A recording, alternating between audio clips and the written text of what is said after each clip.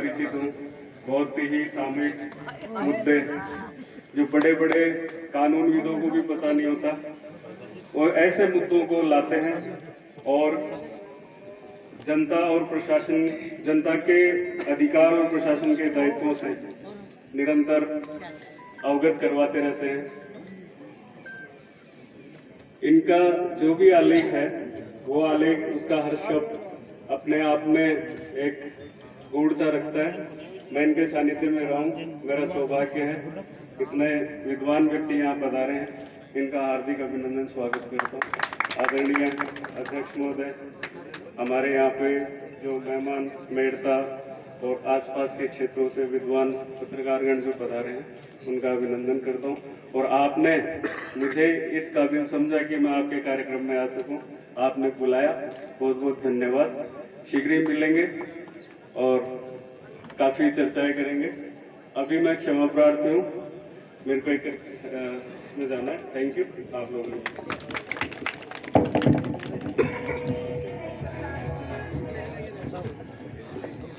Sir के लिए मैं 2 लाइन बोलना चाहूँगा कि आप आए, बाहर आई, आपके यहाँ आने से खुशियाँ हजार छाई।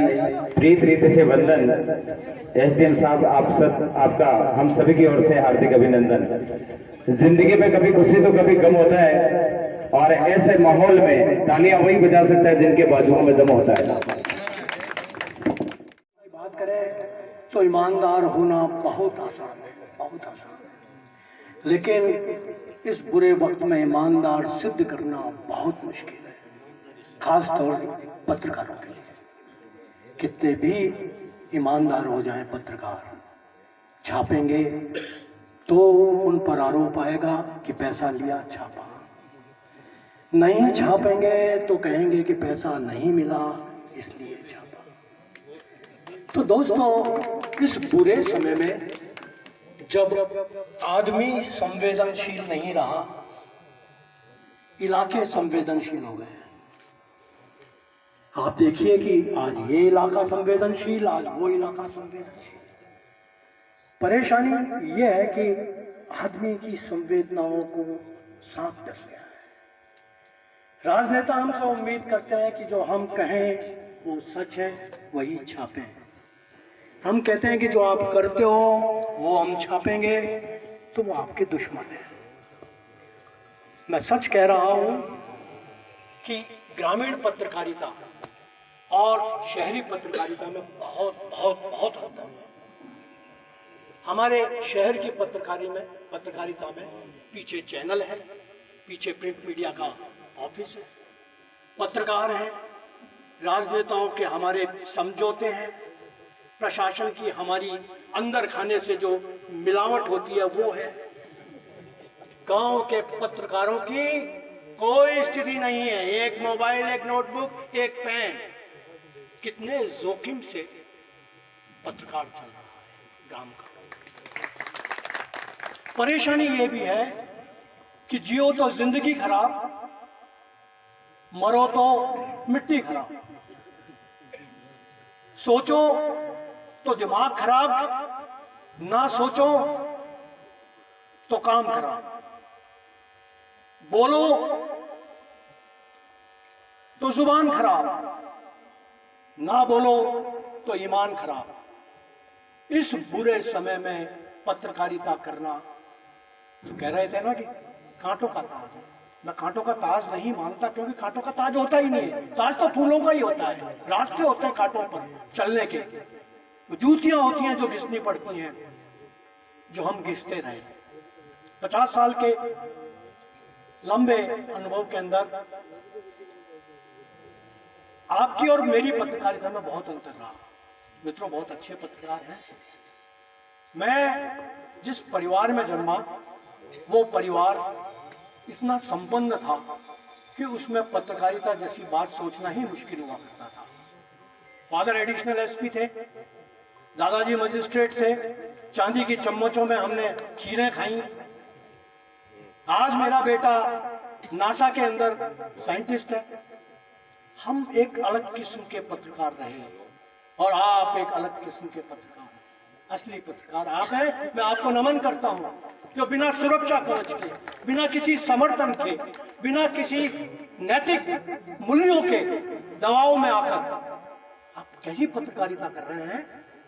निश्चित रूप से पत्रकारिता आपकी है।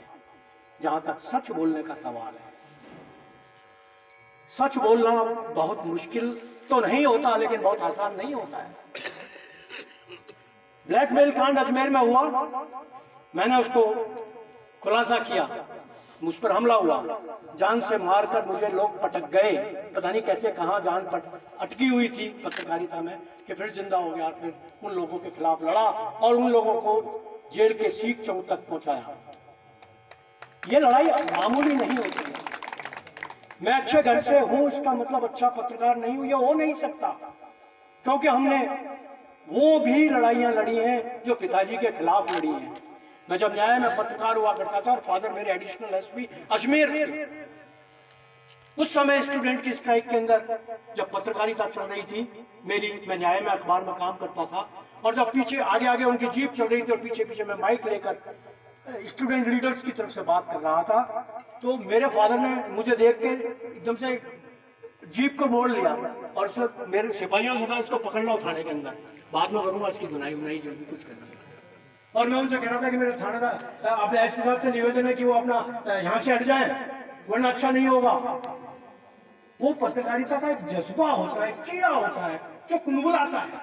वो अमीरों में भी होता है, गरीबों में भी होता है। आप अपने हकों की लड़ाई के लिए जब लड़ने लगते हैं तो आप पत्रकार हो जाते हैं। आजकल पत्रकार नहीं है। पत्रकारिता का दौर पूछ रहे थे कि कौन आपके भाई साहब आपने बहुत अच्छी बात की पत्रकारिता, पर वो पत्रकारिता अब क्या है? जिसके पास ये एंड्रॉइड मोबाइल है वो पत्रकार है। कहीं भी आप जा रहे हैं, अचानक एक्सीडेंट हुआ, मर्डर हुआ, लगा सीसीटीवी कैमरे लगे हुए हैं, वो पत्रकार है। आपसे बेहतर पत्रकार है वो सीसीटीवी कैमरे। वो देख लेते हैं घटना को देखने के बाद में पहुंचा देते हैं सीधी सीधी अखबारों के दफ्तर में, मीडिया में पहुंच जाती है, दिखा देते हैं कि ये देखिए साहब लूटते हुए ये दृश्य देखिए। आप तो लिखेंगे कि लूटा गया, वो तो कहेंगे लूट लिया गया, ये देख लो। कौन पढ़ता है प्रिंट मीडिया? आने वाला समय इस प्रिंट मीडिया के लिए बहुत बड़ी चुनौती है। अब आ रहा है आर्टिफिशियल इंटेलिजेंस। अभी जब भाई साहब आप बोल रहे थे तो मेरे जहन के अंदर आ रहा था कि आर्टिफिशियल इंटेलिजेंस क्या है, इनको तो पता तक नहीं होगा गांव में ये क्या। हमारी पत्रकारिता किस दौर में पहुंच गई है? मैं भी बात कर रहा हूं या आप में से कोई भी अगर बात कर रहा है, मैं मेरे इस एंड्रॉइड मोबाइल में जो एआई से जुड़ा हुआ है, मैं आपकी शक्ल लूंगा, विधानसभा में आपकी शक्ल लूंगा, आपकी आवाज लूंगा और आपकी शक्ल और आवाज में वो सब कुछ कहलवा दूंगा जो मैं कहना चाहता हूं। आपने कहा ही नहीं, आप थे ही नहीं। आप देख रहे होंगे कि जब अपने मोबाइल पर, जब सोशल मीडिया पर आप देखते होंगे तो मोदी जी डांस कर रहे हैं, मोदी जी गाना गा रहे हैं, मतलब और दूसरे राजनेताओं का जो हाल हो रखा है वो सब एआई है।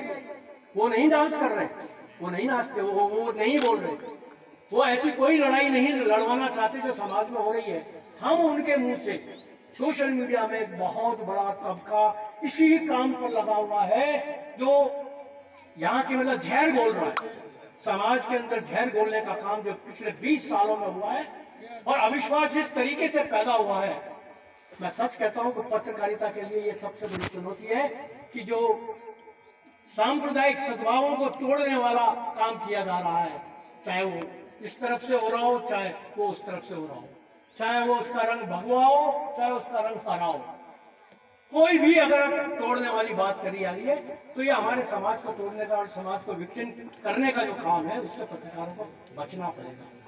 हमें हमारे लिबास को उतारना पड़ेगा, हमें हमारे लिबास को उन रंगों से दूर रखना पड़ेगा जो समाज की हित में बयान नहीं देते। इंसानियत के हक में जो बयान होंगे वही हमारी भाषा होनी चाहिए, वही हमारी पत्रकारिता है। मैं ये चाहता हूँ, बेगाना से जो अध्यक्ष हैं हमारे पत्रकार साथी, अब आप कभी भी, आपके यहाँ जो कह रहे थे कि हम कार्यक्रम करेंगे, मैं कहता हूँ आप एक दिन का ही कार्यक्रम करें या 2 दिन का कार्यक्रम करें, पर मेरी आपसे गुजारिश है कि आप वर्कशॉप करें। सम्मेलन करने से कुछ नहीं होगा। हम आएंगे, नाश्ता करेंगे, खाना खाएंगे, चले जाएंगे, भाषण दे देंगे, 4 साफे पहना दिया। आज मैंने देखा कि अपने असली जो कार्यक्रम हुआ है वो अब हो रहा है। 3 लोगों ने बोला तो वो असली कार्यक्रम, बाकी तो कार्यक्रम था ही ना, वो तो होता ही है। जो आएंगे, जो भामाशाह हैं, उन्होंने पैसे दिए हैं, वो उनके मुकुट पहनाए जाएंगे उनको। तो मैं आपसे ये गुजारिश करता हूं कि आप इन सब चीजों के बंधनों से दूर हो जाएं। कोई ऐसी स्थिति नहीं है, और जो भी भामाशाह हैं जो आपको मदद करेंगे इस कार्यक्रम के लिए, वो ऐसे भामाशाह नहीं है जो साफे पहनने के मोहताज हो। वो नहीं पहनना चाहते साफा, वो आपके क्रिएटिव काम चाहते हैं, क्योंकि वो पत्रकारों को मदद कर रहे हैं। इसलिए कर रहे हैं कि वो जानते हैं कि ये पत्रकार बहुत अच्छा है।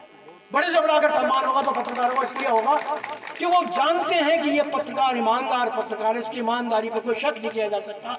और ये कभी ऐसा नहीं होगा कि इनको हमने 20,000 रुपए टेंट के दिए तो ये 20,000 रुपए की अपनी न्यूज रुकवाएगा या न्यूज लगवाएगा। वो उम्मीद ही नहीं करेंगे, वो जानते हैं कि ये पत्रकार वैसा है ही नहीं। तो ऐसे पत्रकार जब हैं तो आप वर्कशॉप कीजिए, जिसके अंदर सीनियर जर्नलिस्ट जो हो, जो अच्छे पढ़े लिखे, आज मैं 4 विषयों में मैं हूँ, PhD हूँ। तो ये पत्रकारिता में 5 साल हॉलैंड में रहा, 3 साल मॉरिशस रहा, मैंने पत्रकारिता की, विदेशों में भी पत्रकारिता। लेकिन मैं फिर कहता हूं कि वहां पत्रकारिता नहीं है। पत्रकारिता वहां है जो रियावाड़ी में होती है, जो डेगाना में होती है। ये पत्रकारिता है। पूर्ण जी जो पत्रकारिता कर रहे हैं, गोपाल टांक जो पत्रकारिता कर रहे हैं, ये लोग पत्रकार हैं जिन्होंने पत्रकारिता को बहुत नजदीक से देखा। अभी आप ताजुब करेंगे कि मंत्री महोदय का फोन आ रहा है, जिनसे मैंने ये कहा कि आप मुझे राजस्थान के जितने पत्रकार हैं उनकी एक सूची दे दीजिए, क्योंकि मैंने पिछली बार मेरे जो रिजॉर्ट पर पुष्कर के अंदर, होकरा के अंदर सम्मेलन करवाया था पत्रकारों का। नागौर से बहुत सारे लोग आए थे और अभी मिले भी मुझे सारे लोग बाग। तो 400 पत्रकार मैंने वहाँ इकट्ठे किए थे। अभी मैं 1000 पत्रकार इकट्ठे करके अजमेर के अंदर एक वो कर रहा हूँ सम्मेलन, जिसमें देश के पत्रकार जिसको आप रवीश हो, दुबे हो, जितने भी आप टीवी पर देखते हैं, वो सारे के सारे आपको सिखाएंगे पत्रकारिता क्या होती है, उन्होंने पत्रकारिता में क्या किया। वो आपके सेशन लेंगे। एक भी सेशन ये नहीं होगा कि इनका स्वागत हो रहा है, इनको साफे पहनाए जा रहे हैं। पहले सेशन से ही शुरू होगा कि आज रवीश जो है वो आपको ये 1 घंटे का ट्रेनिंग देगा। ऐसे 3 सत्र होंगे, 3 बड़े बड़े पत्रकार एक दिन में देंगे। 3 दिन तक हम वहीं रुकेंगे, वहीं खाएंगे पिएंगे मस्ती, रात में सम्मेलन करेंगे, सांस्कृतिक संध्याएं होंगी, लेकिन सीखने को मिलेगा। हम सीखना नहीं चाहते, हम पत्रकार रातों रात बन जाना चाहते हैं। और आज मैं माफी चाहूंगा यूट्यूब चैनल वाले जो दोस्त हैं मेरे, मैं खुद एक चैनल चलाता हूँ बात आज की, जो अजमेर से निकलता है, लेकिन वो यूट्यूब चैनल नहीं है, वो बाकायदा रेडियंट उसके ऊपर 18 जिलों के अंदर दिखाया जाता है। तो वो एक अलग किस्म से। और मैं वहां पर भी कोई न्यूज इकट्ठी नहीं करता, मुद्दों पर बात करने वाली बात कीजिए। समाज कहां से टूट रहा है, कहां से टूट सकता है, पत्रकारों के खतरे कहां हैं। आए दिन पत्रकारों को मारपीट करके पटक दिया जाता है। जरा सा आप बोल तो दीजिए, जुबान तो आपने इशारों से भी अगर कह दिया कि आज रियावाड़ी के अंदर मौसम बहुत खराब है और तहसील के पास में कुछ ऐसे बादल देखे गए जो गरज रहे थे, भाई साहब तहसीलदार साहब का दूसरे दिन अच्छा मेरे खिलाफ, मतलब आप ये देखिएगा कि इशारों से भी अगर आप बात करेंगे तो आपको वो व्यक्तिगत खतरा हो जाएगा। उनको लगने लगता है कि ये मारेगा, अभी तो ये बादलों की बात कर रहा है, कल फिर ओलों की बात करेगा और फिर देखना ये जमीन पर मारेगा, तो उसको पहले ही निपटा दो। तो ये स्थितियां जब होती है ना, तो पत्रकार, तो हम लोगों को जब तक हम संगठित नहीं होंगे, जब तक हम संगठित नहीं होंगे तब तक ऐसा ही चलता रहेगा। और कैसा बुरा वक्त आने वाला है, अंतिम उसके अंदर मैं बोलना चाहूंगा, एक गजल है मेरी, वो मैं आपको शेयर करना चाहूंगा कि सबसे पहले दोस्तों कातिल बचाया जाएगा, कि सबसे पहले दोस्तों कातिल बचाया जाएगा और सीख चौ में फिर कोई निर्दोष लाया जाएगा, कि सीख चौ में फिर कोई निर्दोष लाया जाएगा। और आप सरसों के नहीं है खेत कहते जाइए, आप सरसों के नहीं है खेत कहते जाइए, आपको लेकिन हथेली पर उगाया जाएगा। और फैसला तो लिख दिया है पहले ही मिलॉर्ड ने, फैसला तो लिख दिया है पहले ही मिलॉर्ड ने, अब तो वो केवल अदालत में सुनाया जाएगा, अब तो वो केवल अदालत में सुनाया जाएगा।